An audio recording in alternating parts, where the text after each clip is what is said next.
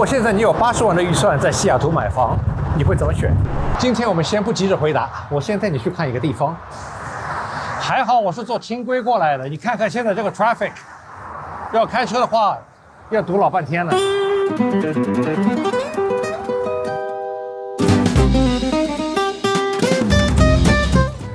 这是西雅图很有名的一个私人学校，如果你有钱上得起的话。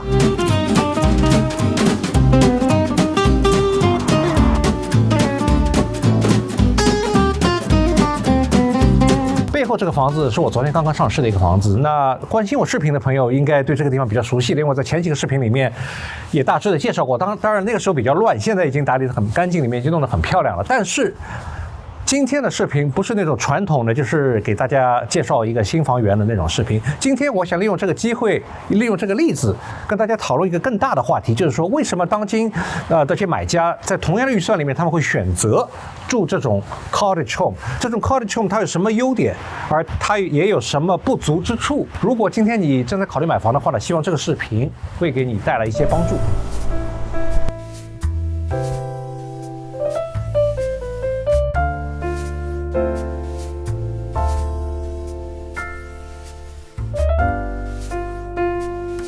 在整个房子里面，这是我最喜欢的地方。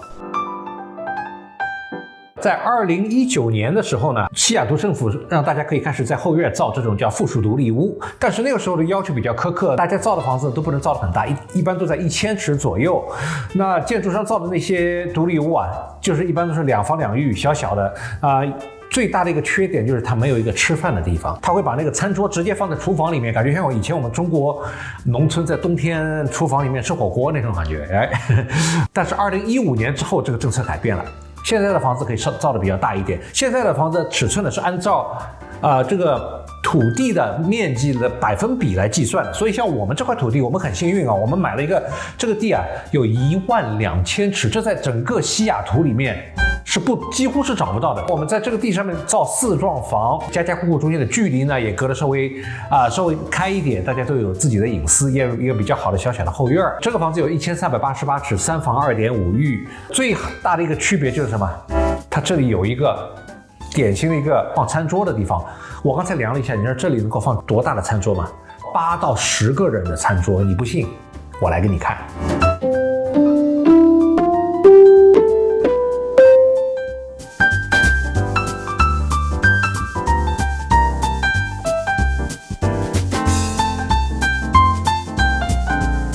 当然啊，这个我们这次算是很走运的，我们找到了这么大一块地，12000尺，到哪里去找西雅图？因为一般西雅图城市里面地的尺寸呢都是在6000尺左右，你能要找到9000尺的地，那就已经很了不起了。12000尺哪里有啊 ，right？ 所以 we're very lucky。接下来市场上的这些新建的这种复数独立屋，能不能还是能够造这么大的一个吃饭厅？这个真的就很难说了。在10几年前的西雅图，在那个时候我要买房要看到有个80几万的房子，那不得了，那种房子肯定是那种新建房或者是豪宅 ，right？ 那些房子到了今天的话，都不知道翻了好几倍了。当然那些房子在跌价，但是再跌它也跌不回80万的，它要跌到80万我就买了。所以呢，目前的这个买家啊，他们还是面对着这些选择，因为如果他手头预算有限，比如说他80万的话呢，他要么就是买那种比较破旧的那种独立屋，那种房子进去了以后还是要继续花钱去修，所以远远不止80万了。80万可以买个新建的联排可以的，但是这种联排的缺点有2个，第一个，它里面整天要爬楼，因为它造的比较窄，4层、5层的都有，门一开就得上楼，东西忘了还得下楼 ，right？ 那另外一点呢，就没有什么隐私。我以前有个客人啊，他买了一个联排，位置还很好，还有 view， 他很喜欢，但是他跟我说，到了晚上夜深人静的时候，他睡觉的时候可以听得到隔壁邻居打呼噜。Oh no！第3种呢，就是 condo 公寓。那公寓呢，现在的买起来价格比较便宜啊，但是你搬进去住的时候呢，你每个月在这个 mortgage 上面还要再付一个物业费 HOA， 所以你每个月的费用会很高。如果我说什么小区里面什么东西要坏了要修的话呢，大家统一出钱，这个就是 special assessment， 你另外拿钱出来。还挺贵的，所以目前呢就出了这种新的产品，就是 cottage home。它呢就是填补了中间的空缺，它结合了一些其他房型的特点啊，就是它有点像那个 single family 那种独立性。你像这种房子，它边上的墙壁都不跟人家 share 的 ，right？ 但同时呢，价格不是很贵，所以在80几万的预算里面，你也能够买到一个新建房，可以直接就拎包入住了，很方便 ，right？ 但是它有它的缺点。就是现在市场上的这种 dadu 总体来说面积比较小，都是在1000到1200左右，有时候2房2浴。我们这个房子是完全是一个例外啊，一般这种是不多见的。你要有那么大的餐厅，有那么大的厨房，1388尺，目前可能市场上这个 dadu 里面这是最大的面积了。Anyway， 我们到楼上去看一看 ，Let's go。如果说楼下是生活聚会的地方，那楼上就是家庭休息的地方。在这里你会看到有3房2浴，还有一个洗衣间，房顶挑高，还有天窗。但是在这里我最喜欢的是它的浴室。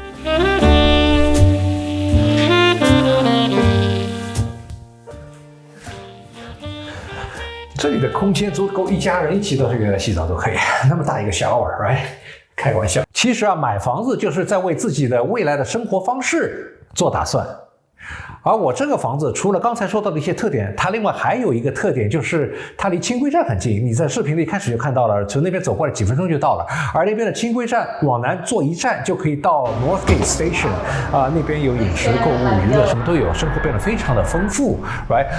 还有呢，就是它可以直接坐车就到downtown去上班，20分钟。现在而且还可以过了雷华盛顿到东区，就感觉四通八达的 ，right？ 那这就是一种非常独特的生活方式了。我们这里也提供你停车位的，但是很可能你这个车子就停在家里就不用开了，既不用付那个油费，也不用去 fight that Seattle traffic。当然不是每个人都喜欢坐轻轨的，特别是中国人有很多都不习惯坐轻轨，情愿还是像以前的习惯一样这么开车。